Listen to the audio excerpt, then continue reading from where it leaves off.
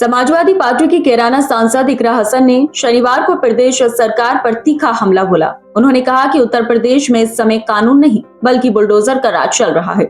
एक वर्ग विशेष को डराकर और झूठे मुकदमों में फंसाकर शासन चलाया जा रहा है। जहां इंसाफ की जगह डर का माहौल होगा, वहां विकास की उम्मीद नहीं की जा सकती। सांसद इकरा हसन अपने भाई और कैराना विधायक नाहिद हसन के साथ बिलारी पहुंची, जहां उन्होंने सपा विधायक हाजी मोहम्मद फहीम इरफान के आवास पर मुलाकात की।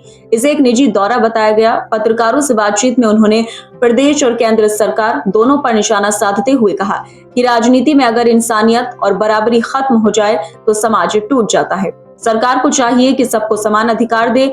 उन्होंने केंद्र की विदेश नीति को भी विफल बताते हुए कहा कि देश में बेरोजगारी और महंगाई चरम पर है, जबकि जनता का ध्यान भटकाने के लिए नफरत की सियासत को बढ़ावा दिया जा रहा है। आगामी 2027 विधानसभा चुनावों को लेकर उन्होंने दावा किया कि समाजवादी पार्टी गठबंधन की सरकार प्रदेश में बनने जा रही है। जी, हम घर पे आए हैं, हमारे बड़े भाई हैं, मेरे भाई, और उनके यहाँ पर आना हुआ और बड़ा अच्छा लगा यहाँ पर सबसे मिलकर।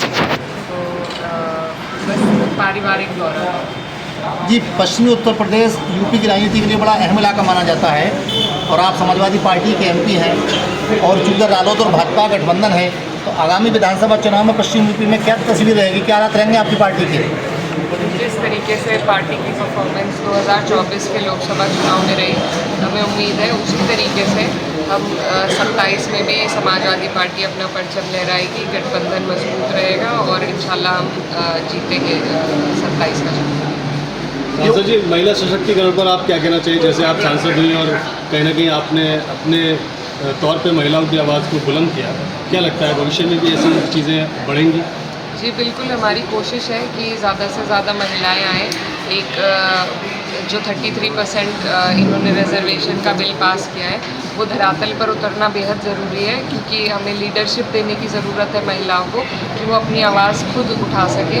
अब वो वक्त चला गया कि उनकी आवाज़ कोई और उठाए, तो हमारी यही सरकार से मांग है कि जो उन्होंने कानून पास किया है उसको धरातल पर उतारे, जल्द से जल्द उसे इम्प्लीमेंट करें। 2027 को लेकर के राजनीतिक भूमिका और बताइए अपनी।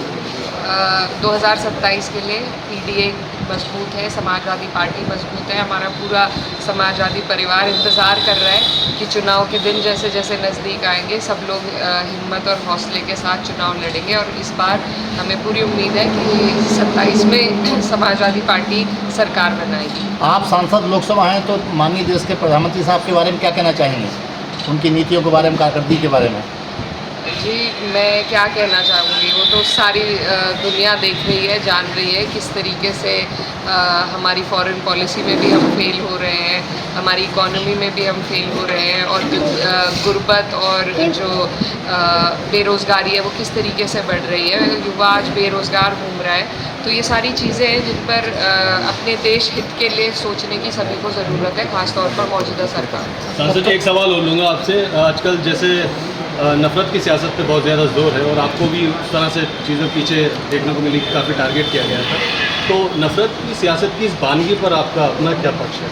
देखिए, ये दस्तूर ऊपर से चलता है और सरकार के ज़रिए से, उनके सहारे से ये दस्तूर चलाया जा रहा है और ये बहुत अफसोसजनक है हमारे लिए। दिल दुखता है कि वो जो हमारा हिंदुस्तान हुआ करता था आज से 10-15 साल पहले, आज हालात इतने बदल गए हैं कि पड़ोसी से नाराज़ है, नफ़रत की भावनाएं लेके लोग जी रहे हैं। तो ये इसमें कहीं ना कहीं जो सोसाइटी पर जो प्रभाव पड़ता है सरकार की पॉलिसीज़ का, उनकी नीयत का, वो देखने को मिल रहा है और इन्होंने हमें बहुत पीछे धकेल दिया है। बहुत टाइम लगेगा हमें इन हालातों से उभरने में, लेकिन उम्मीद है हमें कि उम्मीद पे दुनिया कायम है और अगला जो हमारा वक्त आएगा वो बेहतर होगा। मैम, सांसद बनने के बाद ना आप जो है काफ़ी टाइम बाद बिलारी पहुंची हैं अपने भाई नाहिद हसन जी के साथ, तो आपको कैसा लग रहा है बिलारी आके आपको? बहुत अच्छा लग रहा है। हमारे बड़े भाई यहाँ से विधायक हैं, फहीम भाई, जिनके साथ हम यहाँ पर घूमे और बहुत अच्छा लगा सभी लोगों से मिलकर और उम्मीद है कि जिस तरीके से समाजवादी लगातार इस क्षेत्र में जीतती आई है, आगे भी जीतेगी। माइनॉरिटी वर्ग को लेकर उत्तर प्रदेश सरकार की पॉलिसी और नीति और रवैये के बारे में आप क्या कहना चाहेंगी?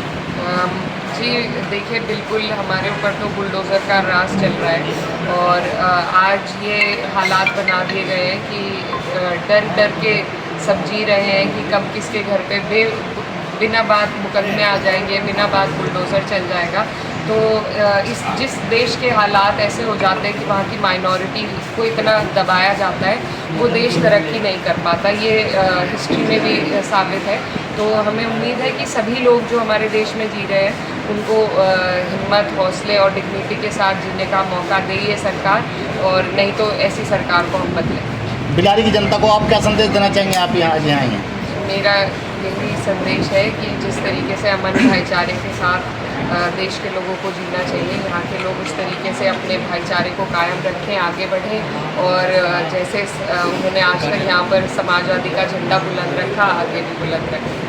ठीक है, बहुत शुक्रिया।